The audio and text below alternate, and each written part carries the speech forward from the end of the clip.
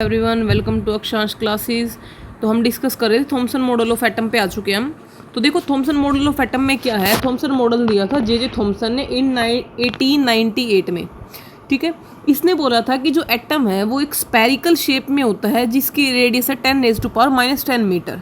ठीक है, जिसमें जो यूनिफॉर्म है पॉजिटिव चार्ज वो तो यूनिफॉर्म है, मतलब जैसे एक तरह से हम इसका कंपैरिजन कर सकते हैं वाटरमेलन के साथ। ठीक है, जैसे वाटरमेलन है उसमें जो पूरा पार्ट है, जो पूरा वाटरमेलन है वो पॉजिटिवली चार्ज, और उसके अंदर जो सीड्स है उसने बोला कि वो नेगेटिवली चार्ज है।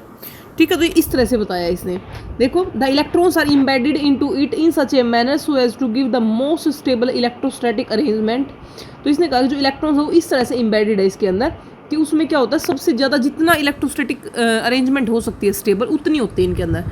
Many different names are given to this model, for example plum pudding, raisin pudding या वाटरमेलन। जैसे हम खीर में किशमिश वगैरह डाल दे, या वाटरमेलन है, या मतलब इस तरह के एग्जाम्पल दिए इसने कि जो सारा का सारा वो पॉजिटिवली चार्ज है और उसमें कुछ कुछ जगह पर क्या है, नेगेटिवली चार्ज है।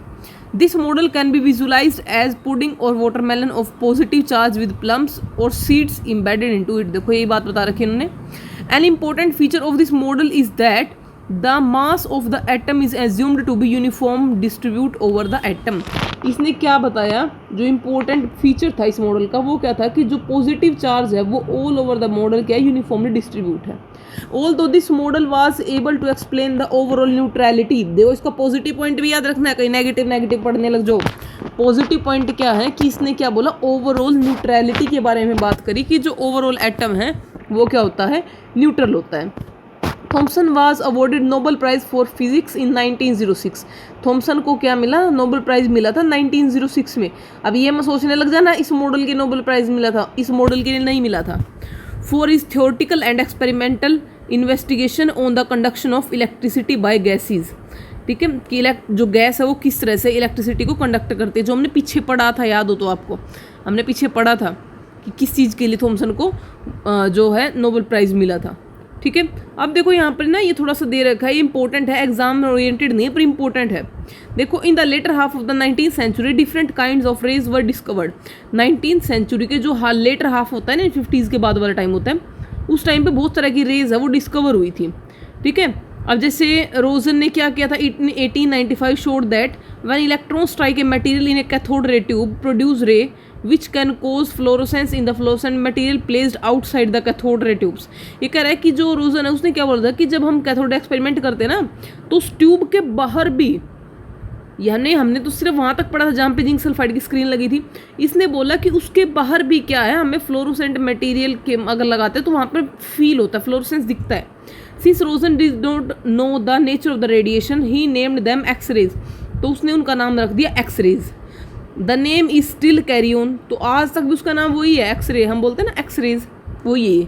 It was notice that X rays are produced effectively when electron strike a dense metal anode called target.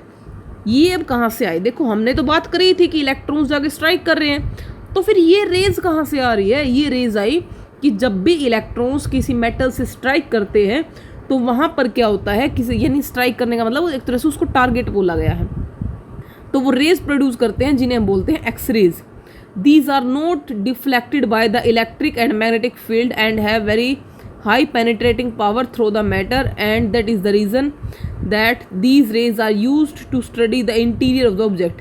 तो ये वही है जो इलेक्ट्रिक या मैग्नेटिक फील्ड की वजह से जो पेनिट्रेट नहीं होती है, जो डायरेक्ट पास आउट होती है, और यही रीज़न है किसी ऑब्जेक्ट का इंटीरियर अगर हमें देखना है, जैसे हमारी बॉडी का करते हैं ना एक्सरे, उसमें हमारी बोन्स तक दिखाई देती है कि बोन्स कैसे हैं। तो अगर किसी चीज़ का ऑब्जेक्ट का इंटीरियर देखना है तो उसके लिए एक्सरेज का यूज़ किया जाता है। These rays are very short wavelength, इनकी जो वेवलेंथ होती है वो बहुत कम होती है, एंड पोजेस इलेक्ट्रोमैग्नेटिक करेक्टर, और ये क्या करती है, इलेक्ट्रोमैग्नेटिक बिहेवियर को शो करती है।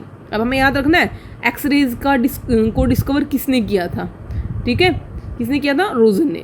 अब देखो, Henri Becquerel observe that there is certain elements which emit radiations on their own and named this phenomena as radioactivity. तो हेनरी बैकरल ने क्या किया, ऑब्जर्व किया कि कुछ एलिमेंट ऐसे हैं जो अपने आप से ही रेडिएशन को इमिट करते हैं। तो जो अपने आप रेडिएशंस को इमिट करते हैं तो उनको बोल दिया कि वो रेडियो एक्टिव है, और उन एलिमेंट्स को बोल दिया कि वो रेडियो एक्टिव एलिमेंट है, और इस फिनोमिना को बोल दिया radioactivity. This field was developed by Marie Curie, तो इस फील्ड को मैरी क्यूरी, ठीक है, और ये पियर क्यूरी, रदरफोर्ड और ये क्या है हमारे फ्रेडरिक सोडे, इन्होंने क्या किया, इस फील्ड को डेवलप किया। It was observe that 3 kinds of rays, 3 तरह की रेज होती है, alpha beta gamma rays are emitted. Alpha rays emit होती है, बीटा रेज इमिट होती है और गामा रेज इमिट होती है। अभी अल्फा बीटा गामा है क्या, एक्सरे का तो हमें पता चल गया कि कोई जब इलेक्ट्रॉन्स मेटल के ऊपर स्ट्राइक करता है तो वहाँ से रेज इमिट होती है, वो रेज कहलाई एक्स रेज। अभी अल्फा बीटा गामा क्या है फिर? Rutherford found that alpha rays consist of high energy particles carrying 2 unit of positive charge. इसने कहा कि रदरफोर्ड ने कि अल्फा रेज वो है जिसमें क्या होता है, हाई एनर्जी पार्टिकल्स होते हैं और 2 यूनिट होते हैं पॉजिटिव चार्ज की। अब एक तरह से हम ये बोल सकते हैं कि जो हीलियम है, हीलियम एटम का अगर न्यूक्लियस की बात करें, इलेक्ट्रॉन्स को हम उसके बाहर निकाल दें और सिर्फ न्यूक्लियस की बात करें तो वो कहलाएगा अल्फा रेज। ठीक है, याद रखना है अच्छे से। सेकंड है और ये भी बोला साथ में 4 एटॉमिक मास है। 4 मास होने का मतलब 2 प्रोटॉन है 2 न्यूट्रॉन है। He concluded that alpha particles are helium nuclei as when alpha particles combined with 2 electrons yielded helium gas. क्यों बोला ऐसा? क्योंकि अगर उसमें गैस में हम 2 इलेक्ट्रॉन्स डाल देते हैं ना, उसमें जो हमारा अल्फा पार्टिकल्स है उसमें 2 इलेक्ट्रॉन्स डालते ही वो हीलियम गैस बन जाता है, तो इसका मतलब वो हीलियम का न्यूक्लियस ही था। उसके बाद आई बीटा की बारी। बीटा क्या है? Beta rays are negatively charge particle similar to electrons. जो बीटा है वो क्या होते हैं? इलेक्ट्रॉन्स होते हैं। Gamma rays high energy radiations like X rays are neutral in nature. और गामा रेज क्या होता है? ऐसे होते हैं जैसे एक्स रेज होती है, वो न्यूट्रल होती है नेचर में। And do not consist of particle, उनके अंदर कोई पार्टिकल नहीं होता। As regards penetrating power alpha rays are the least followed by beta rays and gamma rays. ठीक है, अब देखो हमने 4 तरह की रेज पढ़ी, इसमें X ray, alpha, beta and gamma. ठीक है, एक्सरे कब निकलती है? जब कोई इलेक्ट्रॉन किसी मेटल के ऊपर स्ट्राइक करता है तो वहाँ से निकलती है। अल्फा रेज क्या होती है? हीलियम का न्यूक्लियस। बीटा रेज क्या है? बीटा रेज है हमारे इलेक्ट्रॉन्स। और गामा रेज क्या है? गामा रेज होती है हमारी जो रेडिएशंस होती है, न्यूट्रल रेडिएशंस होती है, उनको हम बोलते हैं गामा रेज। ठीक है, thank you and have a nice day.